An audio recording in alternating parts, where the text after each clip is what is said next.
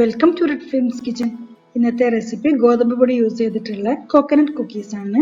ബേക്കറിയിൽ നിന്ന് വാങ്ങുന്ന കോക്കനട്ട് കുക്കീസിന്റെ അതേ ടേസ്റ്റും ഫ്ലേവറും ഉള്ള കുക്കീസാണ് നമ്മളിന്ന് ചെയ്യുന്നത്. അപ്പോൾ നമ്മൾ കോക്കനട്ട് ബിസ്ക്കറ്റ് ഉണ്ടാക്കുന്നത് ഗോതമ്പ് പൊടി യൂസ് ചെയ്തിട്ടാണ്. അപ്പോൾ അതുകൊണ്ട് തന്നെ ആദ്യം നമ്മൾ ചെയ്യുന്നത് ഗോതമ്പ് പൊടി നന്നായിട്ട് റോസ്റ്റ് ചെയ്തെടുക്കണം. 1 കിലോ ഗോതമ്പ് പൊടിയാണ് ഞാൻ കുക്കീസ് ഉണ്ടാക്കാനായിട്ട് എടുക്കുന്നത്. അപ്പോൾ ആദ്യം പകുതി പൊടി എടുത്തിട്ട് നമുക്ക് നന്നായിട്ട് റോസ്റ്റ് ചെയ്യാം. റോസ്റ്റ് ചെയ്യാൻ എളുപ്പത്തിനായിട്ട് പകുതി പൊടിയാണ് ഇപ്പോൾ എടുത്തിട്ടുള്ളത്. ബാക്കി ഒരു ട്രിപ്പും കൂടെ അതുപോലെ തന്നെ റോസ്റ്റ് ചെയ്തെടുത്താൽ മതി. നന്നായി ഉണങ്ങിയ പാത്രത്തിലേക്ക് വേണം പൊടി ഇടാനായിട്ട്. ഈ ഒരു ഗോതമ്പ് പൊടിക്ക് നമ്മുടെ സാധാ ഗോതമ്പ് പൊടിയുടെ ഒരു സ്മെല്ലൊന്ന് മാറി ഇത് റോസ്റ്റ് ചെയ്യുമ്പോൾ നല്ലൊരു സ്മെല്ല് വരാനുണ്ട്. അപ്പോൾ അത് കിട്ടാൻ വേണ്ടിയിട്ടാണ് റോസ്റ്റ് ചെയ്യുന്നത്.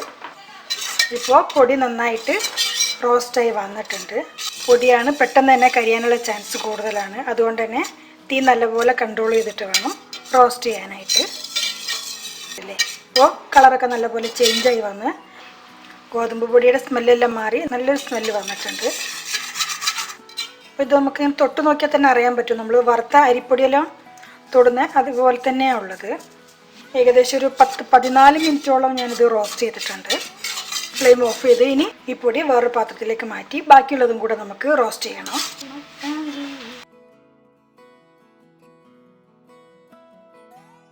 നമ്മൾ ഈ ഒരു ബീറ്റർ യൂസ് ചെയ്ത് ഇളക്കിയത് കൊണ്ടാണ് ഒട്ടും തന്നെ പൊടി അടി പിടിച്ചിട്ടില്ല. അങ്ങനെ ഗോതമ്പ് പൊടി 2 ട്രിപ്പായി നന്നായിട്ട് റോസ്റ്റ് ചെയ്തെടുത്തു. അടുത്തതായിട്ട് ഈ ചട്ടിയിൽ തന്നെ നമുക്ക് തേങ്ങയും കൂടെ ഒന്ന് റോസ്റ്റ് ചെയ്യണം. അപ്പോൾ ചട്ടി കുറേശ്ശെ ചൂടാവാൻ തുടങ്ങിയിട്ടുണ്ട്. ഇതിലേക്ക് തേങ്ങ നമ്മൾ റോസ്റ്റ് ചെയ്യാനായിട്ട് 4 കപ്പ് തേങ്ങയാണ് എടുത്തിട്ടുള്ളത്. ഇതൊന്ന് വെള്ളം വലിയുന്നത് വരെ ചൂടാക്കണം. ഇപ്പോൾ മാർക്കറ്റിലെല്ലാം തന്നെ ഡെസിക്കേറ്റഡ് കോക്കനട്ട് അവൈലബിൾ ആണ്. അത് വാങ്ങിക്കുകയെന്നുണ്ടെങ്കിൽ ഈ ഒരു പ്രോസസ്സിൻ്റെ ആവശ്യമില്ല. നമ്മൾ ഡയറക്റ്റായിട്ട് കുക്കീസിന് മിക്സ് ചെയ്യുന്ന സമയത്ത് ആഡ് ചെയ്ത് കൊടുത്താൽ മതി. കളറ് മാറുന്ന അത്രയൊന്നും റോസ്റ്റ് ചെയ്യേണ്ട ആവശ്യമില്ല. ജസ്റ്റ് വെള്ളം ഒന്ന് വലിഞ്ഞ് കിട്ടിയാൽ മതി. ഇപ്പോൾ ഏകദേശം ആയിട്ടുണ്ട്. ഇനി നമുക്കിത് ഫ്ലെയിം ഓഫ് ചെയ്യാം. ഇനി നമ്മൾ ചെയ്യാൻ പോകുന്നത് കുക്കീസിനുള്ള മിക്സ് റെഡിയാക്കുക എന്നുള്ളതാണ്. അപ്പോൾ അതിനായിട്ട് വലിയൊരു ബൗൾ എടുത്തിട്ടുണ്ട്. ഉണങ്ങിയ ബൗളാണ്, ഒട്ടും തന്നെ വെള്ളമയം ഇല്ല. ഇതിലേക്ക് മുട്ട ഓരോന്നായിട്ട് ഒഴിച്ചു കൊടുക്കാം.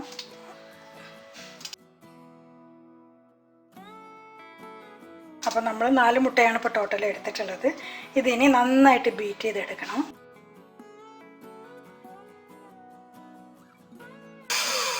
ഇത് നന്നായി ക്രീമിയായി വന്ന ശേഷമാണ് നമുക്കിതിലേക്ക് പഞ്ചസാരയും എണ്ണയും ചേർക്കാനായിട്ട്. എങ്കിലേ അത് നന്നായി ബ്ലെൻഡായി കിട്ടുള്ളൂ. ബീറ്റർ ഇല്ലെങ്കിലും കുഴപ്പമില്ല. ഇത് 3ഉം കൂടെ മിക്സിയിൽ നന്നായിട്ട് അടിച്ചെടുത്താലും മതി. ഇപ്പോൾ മുട്ട നല്ല ക്രീമിയായി പതഞ്ഞ് വന്നിട്ടുണ്ട്. ഇനി ഇതിലേക്ക് പഞ്ചസാര 3 കപ്പ് പഞ്ചസാരയാണ് ചേർക്കുന്നത്. പൊടിച്ചിട്ടാണ് ചേർക്കുന്നത്.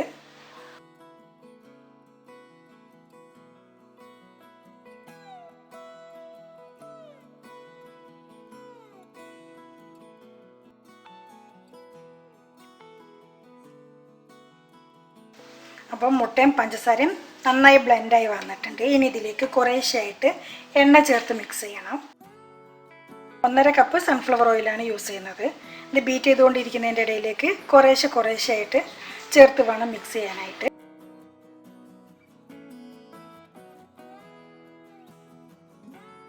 ഒരു കപ്പ് എണ്ണ ഒഴിച്ചു. ഇനി ബാലൻസുള്ള 1/2 കപ്പും കൂടി ഒഴിക്കാം.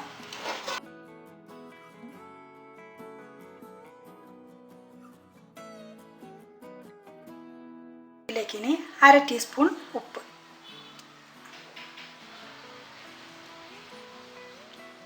വാനില എസൻസ് ആണ് 2 ടീസ്പൂൺ എടുത്തിട്ടുണ്ട്. ഇതും കൂടെ നന്നായിട്ട് മിക്സ് ചെയ്തേക്കാം. പഞ്ചസാരയും എണ്ണയും മുട്ടയും എല്ലാം കൂടെ നന്നായിട്ട് ബ്ലെൻഡായി വന്നിട്ടുണ്ട്. ഇതുപോലെ എണ്ണ ബ്ലെൻഡായിട്ടില്ല എന്നുണ്ടെങ്കിൽ നമ്മൾ കുഴയ്ക്കുന്ന സമയത്ത് എണ്ണ ഈ മാവിന്ന് പുറത്ത് വരാൻ ചാൻസ് ഉണ്ട്. അതുകൊണ്ടാണ് ഇതുപോലെ നന്നായി ബ്ലെൻഡ് ചെയ്യണമെന്ന് പറയുന്നത്.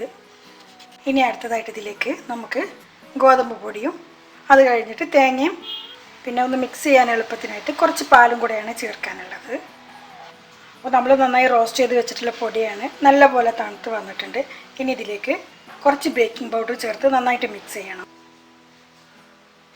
1 ടേബിൾ സ്പൂൺ ബേക്കിംഗ് പൗഡർ നമ്മൾ ചേർത്തു. ഇനി ഇത് നന്നായിട്ട് മിക്സ് ചെയ്യണം.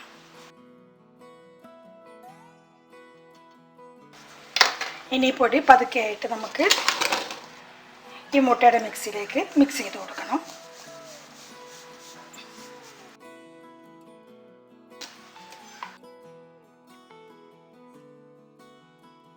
പൊടി മുഴുവനായിട്ടും ചേർത്തു.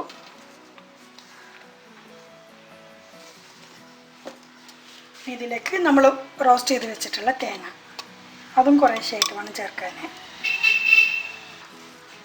അധികം ബലം കൊടുക്കാതെ മിക്സ് ചെയ്യാം.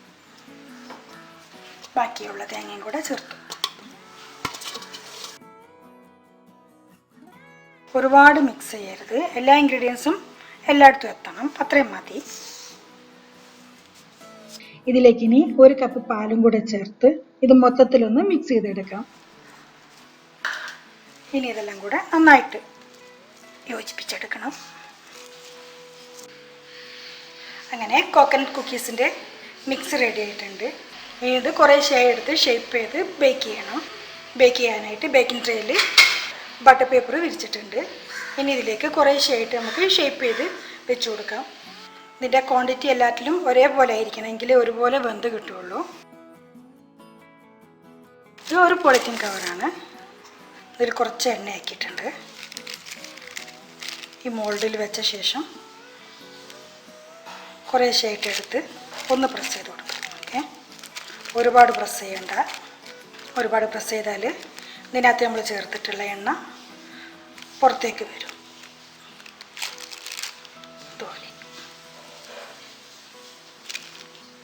കുക്കീസ് ഷേപ്പ് ചെയ്യാൻ വേണ്ടിയിട്ട് ഞാൻ എടുത്തിട്ടുള്ളതൊരു കരിത്തവിയാണ്. ഇതുപോലെ ബോട്ടിലിൻ്റെ അടുപ്പുകളെല്ലാം യൂസ് ചെയ്യാം.